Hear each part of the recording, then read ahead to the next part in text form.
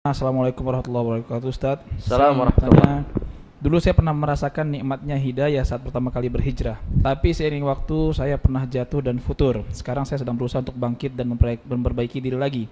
Namun saya merasakan perjuangannya terasa lebih berat dibandingkan dulu saat awal mendapatkan hidayah. Apa yang sebaiknya saya lakukan, Ustaz, agar bisa istiqomah dan tidak mudah jatuh lagi? Mohon nasihatnya dan doanya, Ustaz. Jazakallah khairan wa barakallahu fikum. Allah barik fik. Semoga Allah menjaga kita semuanya di atas hidayah, di atas kebenaran, di atas kebaikan. Amin. Yang pertama, hadirin yang rahmati Allah, Rasulullah sallallahu alaihi wasallam itu sudah menjelaskan segalanya kepada kita. Termasuk apa yang bisa menjadi obat bagi futur yang dialami oleh hamba-hamba Allah. Apa yang harus dilakukan sebenarnya? Di mana Nabi Muhammad SAW beliau mengatakan dalam hadis riwayatkan Imam Ibnu Hibban dengan sanad yang sahih, Rasulullah sallallahu alaihi wasallam mengatakan, inna likulli amalin syirah wa likulli syiratin fatrah. Setiap amalan itu ada masa semangat, masa menggebu-gebu. Itu sering terjadi di masa awal-awal ketika hijrah. Betul tidak jemaah? Wah, menggebu-gebu. Pokoknya semua orang salah, dia yang benar, sudah nggak ada lagi sudah. Pokoknya udah wah nikmat, baca Quran baru bismillah udah nangis. Baru bismillah udah nangis. Auzubillah, udah langsung nangis. Ya, tapi Nabi mengatakan walikulli syiratin fatrah. Tapi setiap amal yang seperti ini, masa yang seperti ini, ada masa lemahnya, ada masa futur. Dan Nabi mengatakan faman kanat fatratuhu ila sunnati faqad aflah. Barang siapa yang ketika futur dia tetap berada dan kembali kepada sunnahku. Salahnya kebanyakan orang itu ketika futur dia meninggalkan kebaikan.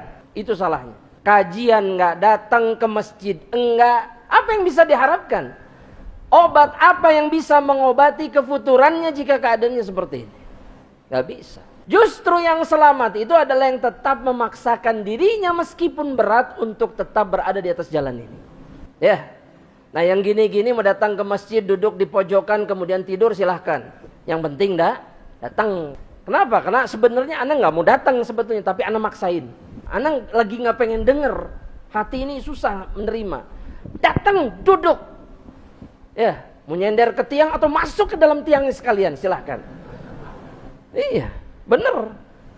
Mau di antara jendela kayak apa terserah, silahkan. Tapi jangan pernah meninggalkan ini.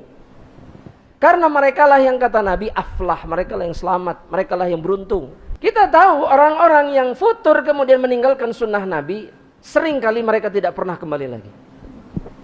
Waliyadzubillah. Ya, karena Nabi mengatakan faman kana ila ghairi dzalika, barang siapa yang ketika futur dia kembali kepada selain sunnah Nabi, faqad halak, maka dialah yang binasa. Jadi sudah ada jawabannya dari Rasulullah SAW. Ya. Dan yang sering kali memperburuk keadaan adalah karena dia tidak menjaga dirinya dari dosa. Ya, banyak orang-orang yang hijrah dan kemudian merasakan manisnya hijrah iman dan amal saleh, tapi kemudian menganggap remeh dosa-dosa yang mereka lakukan. Ya, setelah mengenal tauhid, mereka menganggap yang penting tauhid. Karena tauhid menghapuskan dosa-dosa dan seterusnya. Akhirnya apa yang terjadi? Ketika melakukan dosa mereka biasa. Karena merasa selamat.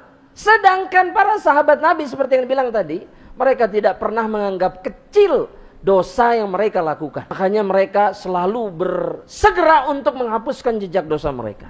Jelas sampai di sini jemaah? Jelas? Dan semoga Allah jaga kita semuanya. Dan jangan lupa berdoa. Ya. Doanya antum hafal semua, apa doanya?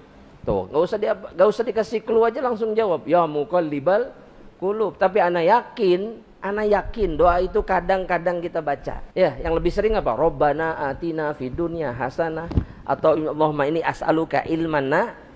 Padahal Nabi tidak pernah berhenti, dan doa yang paling banyak kata Ummu Salamah yang dibaca oleh Nabi adalah ya muqallibal qulub tsabbit qalbi ala dinik. Padahal hati Nabi tidak akan pernah bolak-balik.